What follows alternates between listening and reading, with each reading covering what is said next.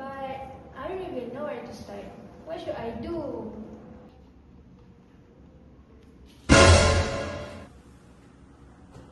You don't know about this topic, huh? Come on, let us, the tabligh team, help you. Who even are you? You look like the shady guy from Munafik too. You didn't reach me? Hey, don't judge so much by the looks. Just listen to what you have got to say first. Yeah, sure. Whatever. Alright. Let's begin, okay? So, the story starts when, hold on. I've just got too much knowledge on my head. Need a second. Okay. Hey, voice assistant, help me explain this, please.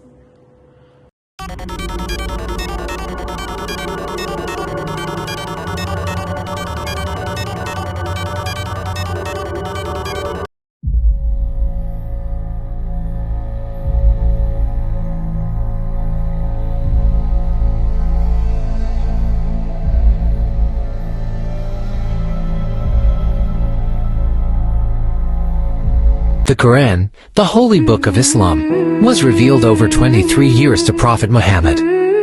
After his passing, the companions ensured its preservation, leading to the compilation of the Quran during the time of the righteous caliphs. During Abu Bakr's time, many Quran memorizers were killed in the Battle of Yamama. Umar feared that parts of the Quran might be lost. He advised Abu Bakr to compile it into one book. Abu Bakr, many of our Quran memorizers have been martyred in the battle. I fear that if we lose more, parts of the Quran may be forgotten. How can we do something which the Prophet himself did not do? By Allah, this is good. We are not changing the Quran, we are preserving it. By Allah, Omar, your words make sense. Indeed, it is wise to compile the Quran into one book. Then, let us appoint someone trustworthy, one who wrote revelation for the Prophet. Yes, Zayd ibn Thabit. He is young, intelligent, and honest. Let him gather the Quran from parchments, palm leaves, and from the hearts of men. May Allah bless this effort. This will protect the words of Allah for generations to come. Zayd ibn Thabit, a trusted scribe of the Prophet, was chosen to lead this task. He collected the verses from parchments, bones and memories.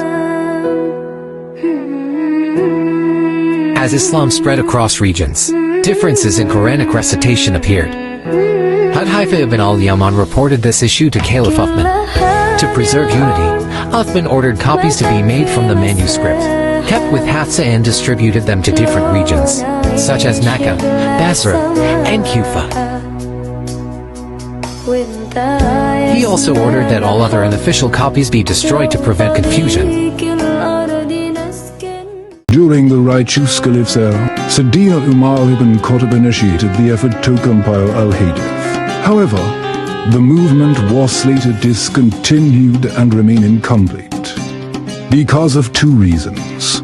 First, fearing that people might be preoccupied with written record and neglect the Quran. Historical report from al-Khatib al-Baghdadi in his book Taqiyat al-Ilm indicates that Sayyidina Umar had refrained from preceding the movement. Second, he was concerned that the words of the Prophet so might be mistaken or confused with the words of Allah, as had occurred with earlier religious communities.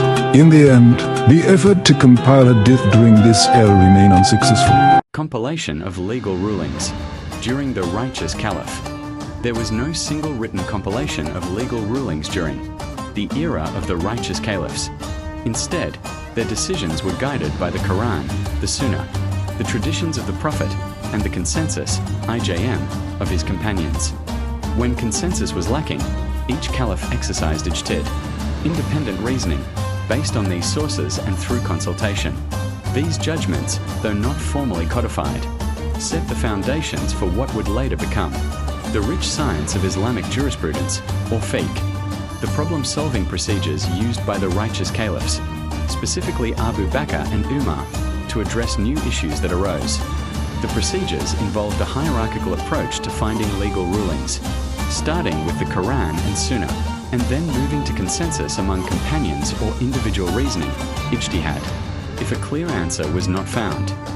Throughout the period of the righteous caliphs, many legal rulings were not found in written form, but were determined through ijtihad. The companions and caliphs often faced new and complex situations that required wisdom, justice, and context. Their decisions reflected not only their deep understanding of Islamic principles, but also their concern for fairness and public welfare. Some of the most well-known examples of their ijtihad include rulings made by Caliph Umar ibn al-Khattab and Abu Bakr al-Siddiq. During the caliphate of Umar ibn al-Khattab, Umar's ijtihad concerned the issue of divorce. In the Prophet's time, if a man pronounced 3 divorces at once, it was counted as only one, allowing reconciliation. However, during Umar's rule, as men would recklessly issue 3 divorces in anger, to discipline society and protect families, Umar declared that triple pronouncements would count as 3 actual divorces, making them final and binding. This ruling reflected his sense of justice and social responsibility, ensuring that divine laws were not taken lightly.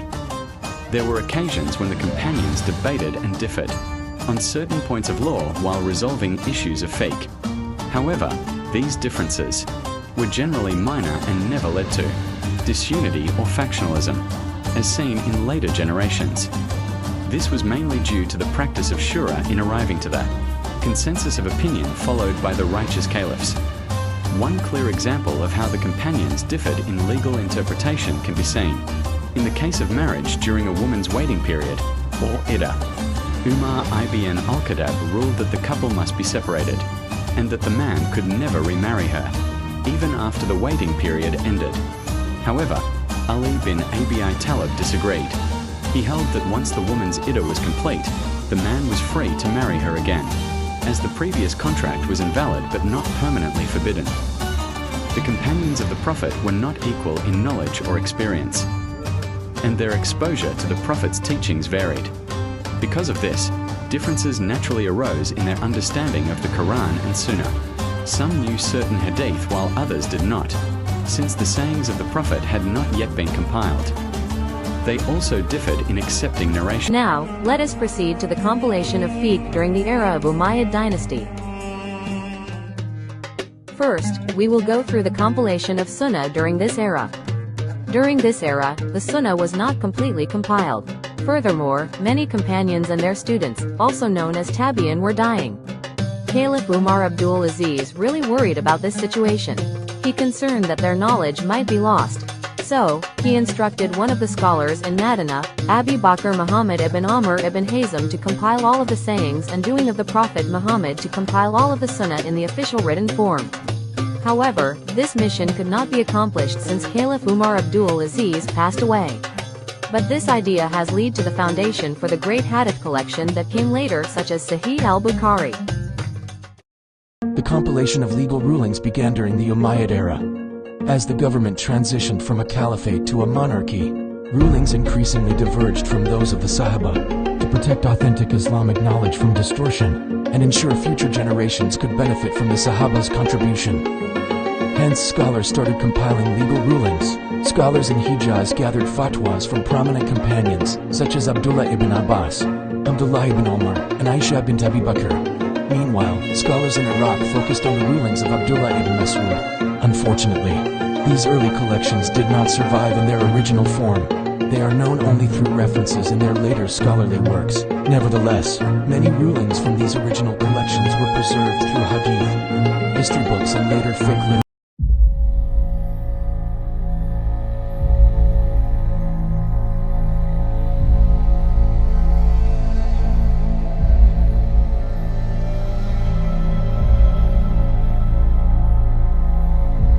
And that's how it all happened. So, how was that? Not bad, right? We did all our job good.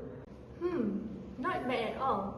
It was good and clear. I've got no complaints about these tabligahs anymore. But I still have one more question.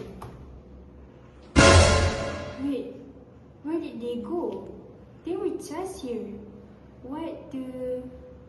Don't tell me those guys were actually...